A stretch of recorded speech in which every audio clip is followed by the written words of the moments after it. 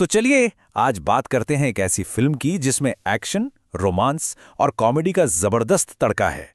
हम इसकी कहानी की परतों को एक एक करके खोलेंगे और देखेंगे कि ये हीरो का सफर कैसे पूरा होता है।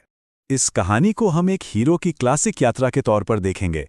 इसमें हम हमारे हीरो के साथ उसकी जिंदगी को बदलने वाले इन 6 अलग-अलग पड़ाव से गुजरेंगे। तो सबसे पहले मिलते हैं हमारे हीरो लल्लू से।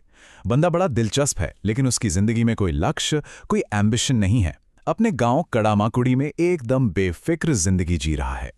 और देखिए, यही एक लाइन लल्लू की पूरी जिंदगी का फलसफा बता देती है। मतलब वो कोई आलसी नहीं है, वो तो बस उस एक खास रोमांटिक स्पार्क का इंतजार कर रहा है जिसके आने पर ही उसकी जिंदगी आगे बढ़ेगी। उसकी ये साधारण सी दुनिया उसके दोस्तों के बिना अधूरी है। ये है उसका वफादार गैंग, जिसमें हर तरह के अनोखे लोग हैं। गांव वालों ने मजाक मजाक में इनका नाम रख दिया है द टेररिस्ट्स।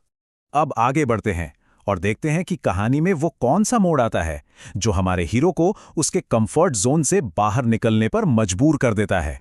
तो कहानी में ट्विस्ट आता है, पर यह कोई जादुई सफर की शुरुआत नहीं है, बल्कि ये तो एक फैमिली प्रॉब्लम है। देखिए, लल्लू का छोटा भाई है पप्पी, और उसकी शादी तब तक नहीं हो सकती जब तक बड़े भाई यानी लल्लू की शादी न हो जाए। अब लल्लू का प्रेशर आ गया है कि वो अपना स्पार्क जल्दी से जल्दी ढूंढे। तो बस लल्लू और उसके दोस्त निकल पड़ते हैं एक मिशन पर, और इस मिशन पर होती हैं कई मजेदार गड़बड़ियां।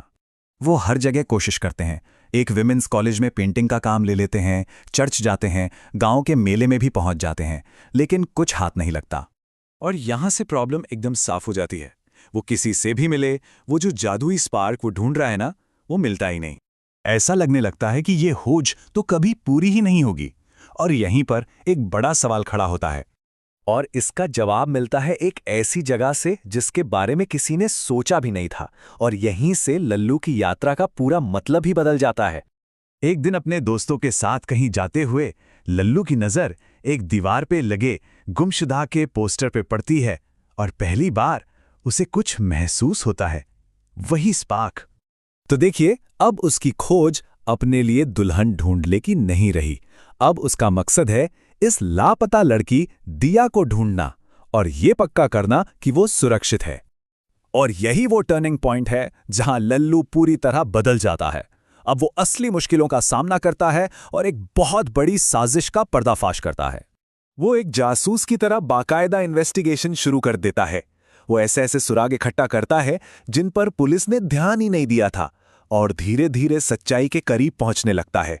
हर हीरो की कहानी में एक अग्नि परीक्षा का दौर आता है, एक ऐसा पल जब उसे सबसे बड़ी हार का सामना करना पड़ता है।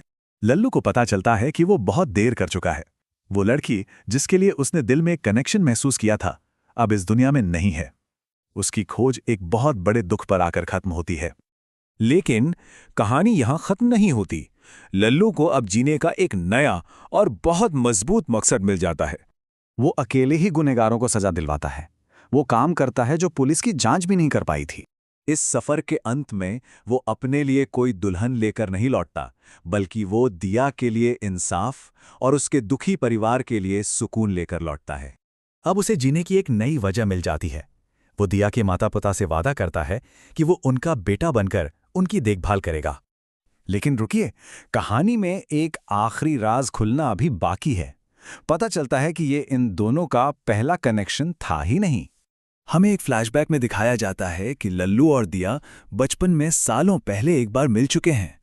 एक इशारा कि शायद उनकी किस्मत हमेशा से एक दूसरे से जुड़ी हुई थी। और यहीं पे कहानी हमें एक बहुत गहरे सवाल के साथ छोड़ जाती है। क्या स्पार्क की ये सारी खोज असल में सिर्फ किस्मत का एक खेल था जो उसे घुमा फिरा कर उसकी जिंदगी के असली मकसद तक पहुंचा रहा था?